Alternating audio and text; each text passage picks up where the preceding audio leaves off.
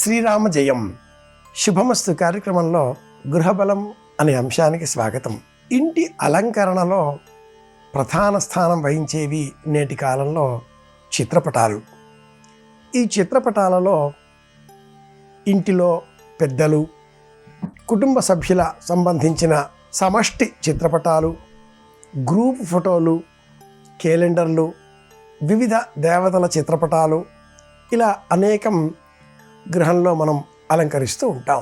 వీటితో పాటుగా ఆధునిక జీవన సరళిని ప్రతిబింబించేటటువంటి ఏనుగులు, గుర్రాలు, నెమళ్ళు, పర్వతాలు, జల ప్రవాహాలు, ఇలా అనేకం మన అభిరుచుల మేరకు ఇంటిలో అలంకరిస్తూ ఉంటాం.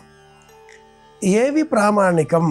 ఇంటిలో నెమళ్ళు, వీటికి సంబంధించిన చిత్రపటాలు, గుర్రాలు, వీటికి సంబంధించిన చిత్రపటాలు అలంకరించవచ్చా? ఈ అనుమానం అనేకులలో ఉంటుంది. అతిథి గృహం, డ్రాయింగ్ రూములో జలపాతం, అలాగే ఆఫీసు గది, కార్యాలయం ఉన్న చోట పర్వతాలు, కొండలు, చెట్లు, పిల్లలు చదువుకునే గదిలో దక్షిణామూర్తి చిత్రపటం, అలాగే ఆకుపచ్చగా కనిపించేటటువంటి పచ్చిక బయళ్ళు, చెట్లు, విశాలమైన మైదాన స్థలాలు కనిపించే చిత్రపటాలు, ఇలాంటి వాటిని ఏర్పాటు చేసుకోవచ్చు. అలాగే 7 గుర్రాలతో ఉండేటటువంటి చిత్రపటాన్ని, నెమళ్ళు కనిపించే చిత్రపటాన్ని శయన గృహంలో అలంకరించుకోవచ్చు. 7 గుర్రాలు సూర్య రథానికి సంబంధించినవిగా ఆధ్యాత్మిక ప్రపంచం సూచించినప్పటికీ నేటి కాలానికి ఈ గుర్రాల చిత్రపటం యాంత్రికంగా కాకుండా ఆలోచనలపైన ప్రభావం చూపేవిగా మారడంతో ఈ 7 గుర్రాల చిత్రపటాన్ని, అలాగే జంట నెమళ్ళు, ఈ చిత్రపటాలను శయన గృహంలో అలంకరించుకోవాలి. అలాగే ముఖ్యంగా అన్నపూర్ణాదేవి వంటగదిలో అలంకరించడం, పూజా గృహంలో ఉగ్రదేవతల స్వరూపాలు కాకుండా శాంతంగా ఉండేటటువంటి దేవతామూర్తుల చిత్రపటాలను అలంకరించడం, ఇవి ప్రధానమైనటువంటి చిత్రపటాల అలంకరణలు. ఏ గది ఏ విధంగా దోషాలతో ఉన్నప్పటికీ, దోషాలు అంటే మనం నిర్మించేటటువంటి గది 4 మూలలుగా నలుచదరంగా ఉన్నప్పటికీ ఆ 4 మూలలలో ఎల్ ఆకారం 90 డిగ్రీల కేంద్రం ఏర్పడడంతో ఈ 4 వైపులా ఉండే 90 డిగ్రీల కేంద్రం ద్వారా ఇంటిలో కొంత వ్యతిరేక శక్తి కేంద్రీకృతమవుతుంది. ప్రతి గదిలో కూడా ఈ శక్తి కేంద్రీకృతం కావడంతో పూర్వకాలంలో ఈ నెగటివ్ శక్తి, వ్యతిరేక శక్తిని తొలగించుకోవడం కోసం వాళ్ళు ఈ లోపల ఈ గదుల చివరలలో ఉండే భాగాన్ని వృత్తాకారంగా, అర్ధవృత్తాకారంగా, సి అక్షరం, ఆంగ్ల అక్షరం టైపులో ఇలా నిర్మించేటటువంటి వారు.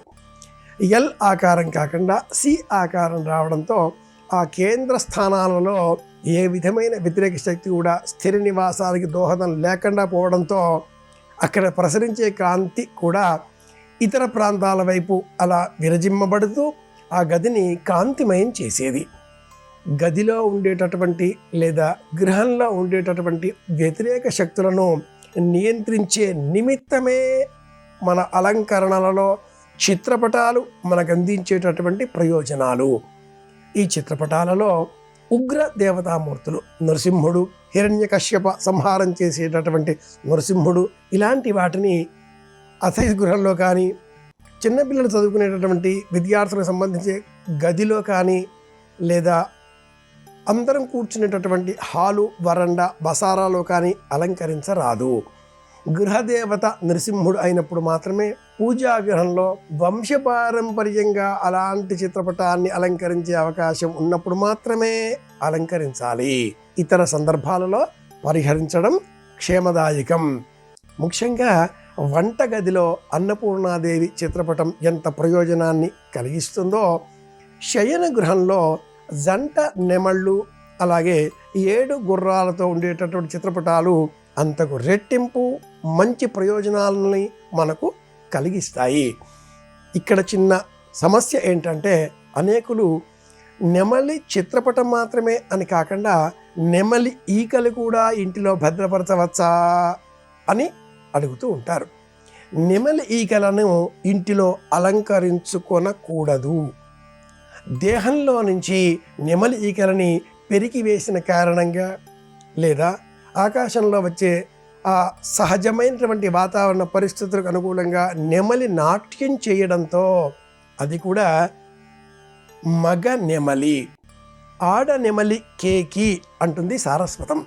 ఈ నృత్యం చేసిన కారణంగా ఆ సమయంలో నెమలి ఈకలు రాలి నేలన పడతాయి. అలా పడినప్పటికీ ఆ నెమలి ఈకల మొదలు భాగంలో నెమలి దేహానికి సంబంధించినటువంటి శారీరక ఖండాలు ఉంటవి కాబట్టే ప్రాచీనులు ఇంటిలో నెమలి ఈకలను భద్రపరుచుకొనకూడదు అనేటటువంటి వారు. కానీ నెమలి జంట చిత్రపటం నీలం రంగు కారకంగా శయనగృహంలో మనం అలంకరించుకున్నట్లయితే ఆ నీలం రంగుతో ఉండేటటువంటి జంట నెమలి చిత్రపటం కారణంగా మనలో కొంత మానసిక ప్రశాంతత చేకూరుతుంది. సుఖంగా నిద్ర, ఆనందం అన్నీ కూడా లభిస్తాయి. అలంకరించే చిత్రపటాలను స్థానం తెలుసుకొని, పద్ధతి తెలుసుకొని, శాస్త్ర ప్రకారంగా అలంకరించే ప్రయత్నం చేద్దాం. అందరి క్షేమాన్ని కోరదాం. మళ్ళీ మరిన్ని గృహ సంబంధిత యోగాన్ని పెంపొందింపజేసే విషయాలు తెలుసుకోవడం కోసం మళ్ళీ కలుసుకుందాం. శ్రీరామ జయం.